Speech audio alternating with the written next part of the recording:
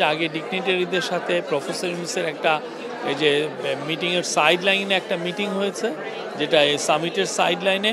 ওইখানে উনি কাতারি যারা ডেভেলপমেন্ট, যারা সিনিয়র অফিসিয়াল আছেন, মিনিস্টার আছেন, কাতারের টপ ডিগনিটারি যারা আছেন তাদের সাথে কথা হয়েছে, এবং বিদেশের থেকে অনেকে আসছেন, অনেকে মিনিস্টার আসছেন, যারা ডিগনিটারি এখানে আসেন তাদের সাথে ওনার একটা প্রথম দিকে একটা মিটিং হয়ে গেছে, যেটা ছবি আপনারা দেখেছেন যে আমরা শেয়ার করেছি। তারপরে 9টার পরে যেটা হয়েছে যে সামিটটা শুরু হয়েছে। সামিটে খুব ওপেনিং সেশনেই প্রফেসর ইউনূসের একটা বড় বক্তৃতা ছিল। উনি 20 মিনিট, 3 জন ওপেনিং সেশনে মূলত বক্তব্য করেছেন 4 জন। কাতারের একজন মিনিস্টার, কাতারের যে আমিরের বোন শাইখা হিন্দ বিনত হামাদ আল থানি, উনি খুব ইনফ্লুয়েন্সিয়াল। উনি কথা বলেছেন। উনি কাতার ফাউন্ডেশনের প্রধান, তো উনি কথা বলছেন। আর বাইরের থেকে কথা বলেছেন আমাদের chief adviser professor Mohammad Yunus, এবং আপনি জানেন ব্রিটিশ অ্যাক্টর, খুব নামকরা অভিনেতা ইদ্রিস আলবা। ইদ্রিস আলবার সবচেয়ে বড় জিনিস হচ্ছে ইদ্রিস আলবা কিন্তু বড় বড় ফিল্মে তো করেনও, অ্যাট দ্য সেম টাইম উনি কিন্তু আফ্রিকা ওয়াইড একটা চ্যারিটি করেন। এই চ্যারিটিটা খুব নাম করা একটা চ্যারিটি। তো ইদ্রিস আলবার সাথে একটা কোশ্চেন অ্যান্সার সেশন হয়েছে, আর প্রফেসর ইউনূস 20 মিনিটের একটা বক্তব্য দিয়েছেন। ওনার বক্তব্যর মূল বিষয়বস্তু ছিল যে কিভাবে মাইক্রো ক্রেডিট এবং সোশ্যাল বিজনেস কিভাবে মানুষের জীবনকে ট্রান্সফর্ম করে, সেটা বাংলাদেশেই হোক আমেরিকাই হোক, এই পুরো বিষয়টা উনি তুলে ধরেছেন, এবং এটা কিভাবে মানুষকে হোপ যোগায় এই জিনিসটা। এবং উনি এটাকে আরও যাতে মানুষ যাতে এটা দোরগোড়ায় যাতে পৌঁছে যায় পৃথিবীতে, যাতে সোশ্যাল বিজনেস আরও আমরা শুরু করতে পারি। সোশ্যাল বিজনেসের মূল যে কনসেপ্ট, যে স্পেসিফিক একটা ইস্যু ধরে, একটা প্রবলেম ধরে, প্রবলেমকে সলভ করার জন্য একটা সোশ্যাল বিজনেস করে, এগুলো নিয়ে উনি 20 মিনিটের একটা, আমি বলি যে চমৎকার একটা ভাষণ দিয়েছেন।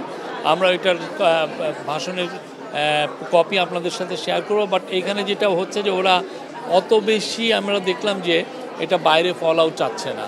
এটা খুবই ক্লোজ ডোর একটা ইভেন্ট, বাট প্রচুর বাইরে থেকে প্রচুর লোক আসছেন, আফ্রিকার অনেক লিডার আসছেন, অনেক মিনিস্টার আসছেন। এই আর এখন উনি জাস্ট ওপেনিং সেরিমনি শেষে উনি এখন ওনার সাথে উনি কল অন করছেন হচ্ছে কাতারের যে কুইন, হ্যাঁ, কুইনের কাতারের যে কিং শেখ তামিম আল হামাদ আল থানি, তার মা শেখ মৌজা, আপনি জানেন শাইখা মৌজার সাথে, এবং শাইখা মৌজার মেয়ে শাইখা হিন্দ, যিনি এইটা আর্টনা সামিটের মূল উদ্যোক্তা, ইনাদের সাথে একটা মিটিং হচ্ছে। এই মিটিংটার বাংলাদেশ এবং কাতারের মধ্যে সম্পর্ক আরও সুদৃঢ় করার জন্য এই মিটিংটা খুবই বড় একটা ভূমিকা পালন করবে। শাইখা মৌজা আপনি জানেন কি না, পুরো আরব ওয়ার্ল্ডে উনার চেয়ে পাওয়ারফুল ওমেন আর নাই। উনি খুবই পাওয়ারফুল ওমেন। উনি একক নেতৃত্বে এই কালচারে কাতারে বা পুরো আরব ওয়ার্ল্ডে যেই ধরনের কালচারাল এস্টাবলিশমেন্ট করেছেন, এটা অতুলনীয়। কাতারে যে দেখবেন যে ইসলামকে নিয়ে যে একটা বড় তারা মিউজিয়াম করেছে, তারপরে কাতারে আপনি দেখবেন যে বড় বড় আমেরিকান বড় বড় ইউনিভার্সিটির শাখাগুলো এসে কাতারে সেট আপ হয়েছে। এটার মূল উদ্যোক্তাদের মধ্যে হচ্ছেন শাইখা মৌজা। খুবই এনলাইটেন একজন মানুষ, পুরো আরব ওয়ার্ল্ড তাকে রিভিয়ার করে, খুব তাকে সম্মান করেন। তো আজকের এই মিটিংটা আমরা মনে করছি যে কাতার আর বাংলাদেশের মধ্যে যে দ্বিপাক্ষিক যে ইস্যুগুলো আছে, যেগুলো নিয়ে আমরা বলছি, সেটা নিয়ে আমরা অনেক আরও এটা উত্তরোত্তর আরও সামনের দিকে আরও আমাদের বৃদ্ধি পাবে, এবং এটা আমাদের, আমি মনে করব যে আমাদের সুদৃঢ় হবে আমাদের ইয়েটা। এই মিটিংটা খুব ইম্পর্টেন্ট ছিল। আরেকটা সুখবর আপনাদেরকে দেই, সেটা হচ্ছে যে আপনারা জানেন বাংলাদেশের সোলজাররা কুয়েতে কিন্তু অনেক বছর ধরে তারা এসে ডিউটি করছেন, সেই গালফ ওয়ারের সময় থেকে। কাতার আমাদেরকে জানিয়েছে তারা বাংলাদেশের থেকে 725 জন সোলজার নেবে। এটা পার্মানেন্টলি প্রতি 3 বছর পর এই যে এরা একটা ব্যাচ আসবে 3 বছর, তারপরে আবার এবং আমরা চাচ্ছি যে এই নাম্বারটা যাতে আরও বেড়ে 1600 বা আরও বেশি করা যায়, এবং এটা আমাদেরকে জানিয়েছে। আমাদেরকে আমাদের যে মিলিটারি সেক্রেটারি উনি বললেন, মিলিটারি সেক্রেটারি SSF-এর যিনি প্রধান এখানে, এনারা দুইজন আমাকে সকালে জানলেন। এটা আমাদের জন্য খুবই, কেননা এখানে যে স্যালারিটা একজন সোলজারের স্টার্টিং স্যালারি 2.5-3 লাখের মতো। এটা 2 মাসের মধ্যে আমরা পাঠাতে পারবো আমরা আশা করছি।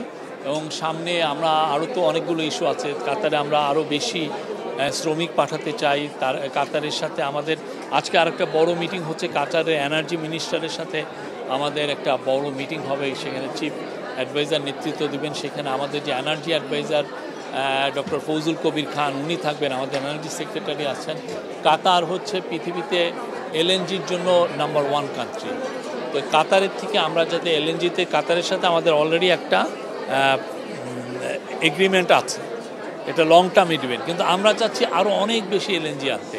কেন আমরা আনতে চাচ্ছি? বিকজ প্রচুর বিদেশি ইনভেস্টর আমাদেরকে জানাচ্ছে যে তারা বাংলাদেশে ইনভেস্ট করতে চায়। এবং আপনি এনার্জি মিনিস্টার অ্যাডভাইজার আমাকে নিজে বলেছেন যে 600 দেশি কোম্পানি, 600 যারা বাংলাদেশে অলরেডি আছে দেশি এবং মাল্টিনেশনাল, তারাই অলরেডি নতুন গ্যাস পাওয়ার লাইন ধরেছে। তো আমাদেরকে তো এদেরকে গ্যাসটাকে সরবরাহ করতে পারবে। আর আমাদের নিজস্ব যেটা গ্যাস সেটা তো ডিপ্লিটিং, এটা কমে যাচ্ছে, যেটা আমরা ইয়ের থেকে পেতাম আমাদের অনশোর বা অফশোরের এক্সপ্লোরেশন করে। তো আমরা চাচ্ছি যে কাতারের সাথে আমাদের সম্পর্কটা আরও সুদৃঢ় হলে আমরা যদি LNG আরও বেটার প্রাইসে পাই, হোয়াই নট। আমরা এই বিষয়ে কাতারের সাথে আমাদের খুব ভালো হবে। কাতারের কাছে আপনি জানেন পতিত স্বৈরাচার প্রচুর টাকা রেখে গেছিলেন, কয়েকশো মিলিয়ন ডলার কাতারের দেনা তারা দেননি। এবং এতে যেটা হচ্ছে যে কাতারের সাথে এক ধরনের দূরত্ব তৈরি হওয়ার সম্ভাবনা দেখা গিয়েছিল। আমাদের গভর্নমেন্ট এসে পুরো টাকাটা দেওয়ার আমরা মুভ নিয়েছি। এখন বোধহয় 37 মিলিয়ন ডলার আছে। কালকে বা এই সপ্তাহের মধ্যে পুরো টাকাটা পে অফ করা হবে।